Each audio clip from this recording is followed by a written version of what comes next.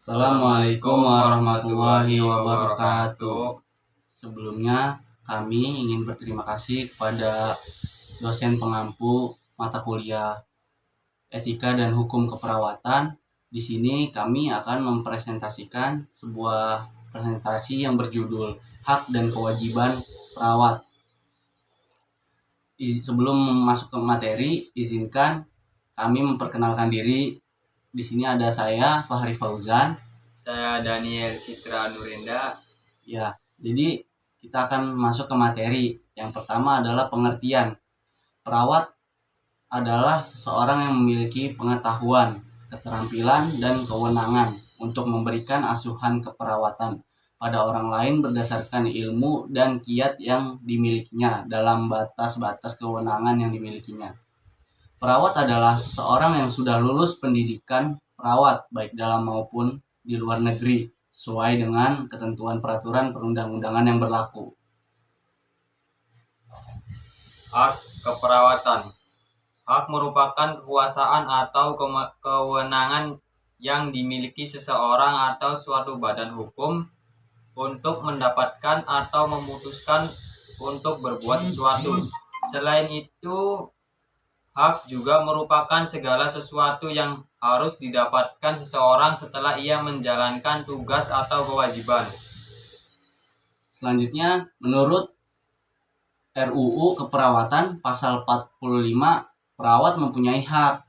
Yang pertama itu memperoleh perlindungan hukum dan profesi sepanjang melaksanakan tugas, memperoleh informasi yang lengkap dan jujur dari klien, melaksanakan tugas sesuai dengan kompetensi dan otonomi profesi. Selanjutnya, memperoleh penghargaan sesuai dengan prestasi dan dedikasi.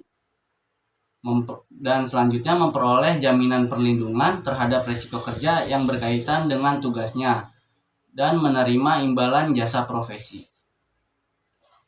Hak perawat menurut Claire Fagin 1975. Yang pertama, hak untuk memperoleh martabat dalam rangka mengekspresikan dan meningkatkan dirinya melalui penggunaan kemampuan khusus dan latar belakang pendidikannya. Yang kedua, hak untuk memperoleh pengakuan sehubungan dengan kontribusinya melalui ketetapan yang diberikan lingkungan untuk praktik yang dijalankan, serta imbalan ekonomi sehubungan dengan profesinya.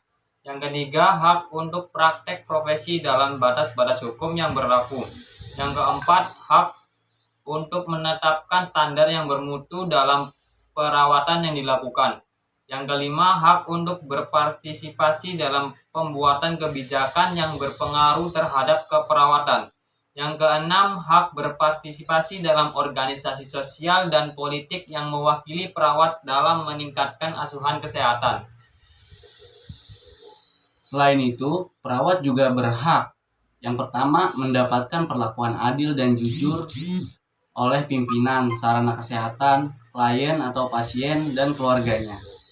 Selanjutnya yang kedua ada menerima imbalan jasa pelayanan keperawatan yang telah diberikan. Yang ketiga, mendapat hak cuti dan kepegawaian lainnya sesuai peraturan yang berlaku. Yang keempat, memperoleh kesempatan untuk mengembangkan diri melalui pendidikan. Yang kelima, ada menjaga hak privasi personal sebagai seorang perawat. Yang keenam, mendapat pelayanan pemeriksaan kesehatan secara rutin. Lanjutan. Yang pertama, menuntut jika nama baiknya dicemarkan oleh klien, pasien, atau tenaga kesehatan lainnya. Yang kedua, menolak pihak lain yang memberi anjuran atau permintaan tertulis untuk melakukan tindakan yang bertentangan dengan perundang-undangan, standar profesi, dan kode etik profesi. Yang ketiga, mendapatkan informasi yang jujur dan lengkap dari klien atas pelayanan keperawatan yang diberikan. Yang keempat, dilibatkan secara aktif dalam penyusun atau penetapan kebijakan sesuai pengembangan kesehatan di sarana kesehatan. Yang kelima, memperoleh kesempatan mengembangkan karir sesuai bidang profesinya di sarana kesehatan. Selanjutnya ada kewajiban perawat.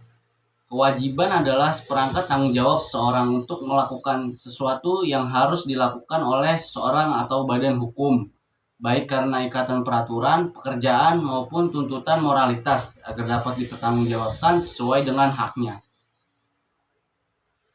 Menurut Permenkes HK 02.02 Menkes 148 per 1 2010 pasal 12, dalam melaksanakan kewenangannya perawat berkewajiban untuk yang pertama menghormati hak klien, yang kedua melakukan rujukan, yang ketiga menyimpan rahasia sesuai peraturan perundang-undangan, yang keempat memberikan informasi tentang masalah kesehatan klien dan pelayanan yang dibutuhkan, yang kelima meminta persetujuan tindakan yang dilakukan, yang keenam melakukan catatan perawatan secara sistematis.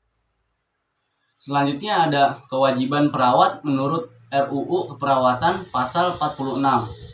Yang pertama, perawat wajib memiliki surat izin perawat atau SIP sebagai bukti tertulis pemberian kewenangan untuk menjalankan pekerjaan keperawatan di seluruh wilayah Indonesia.